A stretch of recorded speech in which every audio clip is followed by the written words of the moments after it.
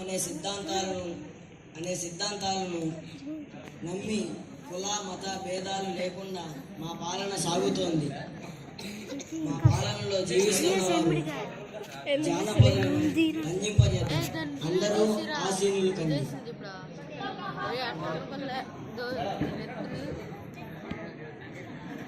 చిత్తం రాజేంద్ర కవిచంద్ర మీతో నేటి భవన విజయం సభను ప్రారంభించాలని నా అభిలాష.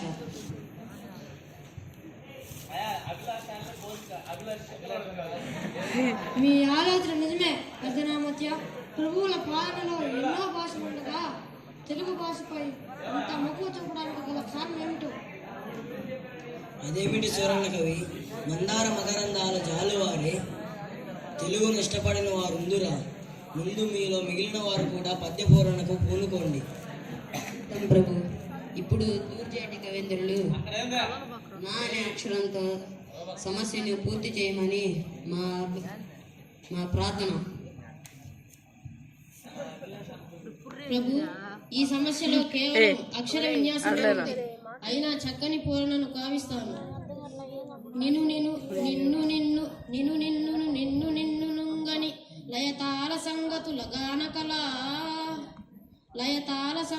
గానకల పరిపూర్ణ మానసముల పలుకూను రాగముల మోదము నల్లుచు పట్టులున్కు నన నాన నాన నన నాన నాన నాన నాన.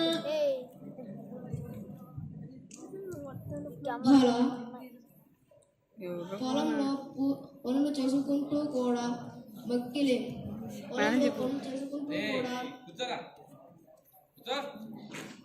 పొలంలో పని చేసుకుంటూ కూడా మిక్కిలి సంతోషంగా కొన్ని రాగాలను అనుకునే స్థితిని కళ్ళకు కట్టినట్లు చెప్పితే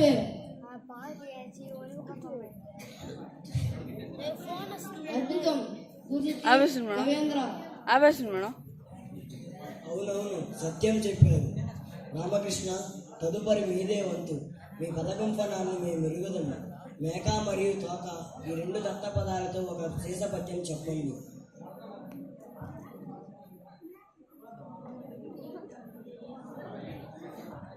మేకతోకకు మేకతోక మేకకు మేక మేకకు మేకతోక మేక మేకతోకకు మేకతోక మేకకు మేక మేకతోకకు తోక మేక మేకతోక మేకకు మేక మేకతోకకు తోక మేక మేకతోకకు మేకతోక మేకకు మేక మేకతోకకు తోక మేక మేకతోక తోక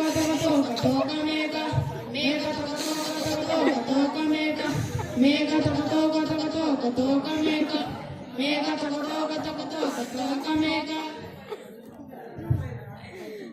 మధుమూర్తి, ఈ పద్యాన్ని భావాన్ని చెప్పి మమ్మ ఆనందింపజేయండి. అలాగే ఆలకించండి ప్రభు. మహాప్రభు, మీరు సామాన్యులు కాదు రామకృష్ణ. ఏమేమి మేకల కాపరి అడవికై మేతకై తీసుకుపోతున్నాడా? ఒక మేక ముందర పోతుందా? దాని తోక వెనుక మరొక మేక ఉంది. అటు మేకల మంద పోతున్న తీరును మేక తోక అన్న దత్త పదాలతో చిక్కగా చెప్పారు బల రామభద్ర. తదుపరి మీదే ఉంది. శభాష్ రామకృష్ణ కవి, మీ కత్తికి రెండు వైపులా పొదనే, మరి అందుకే మీరు వికట కవి అయ్యారు. ఈరోజు మీ పద్యపూరణకు మమ్మల్ని ఎంతో ఆనందింపజేశారు. కృతజ్ఞతలు అష్టదిగ్గజ కవులారా. మరలా రేపు భువన విజయ సభలో కలుసుకుందాం. సెలవు.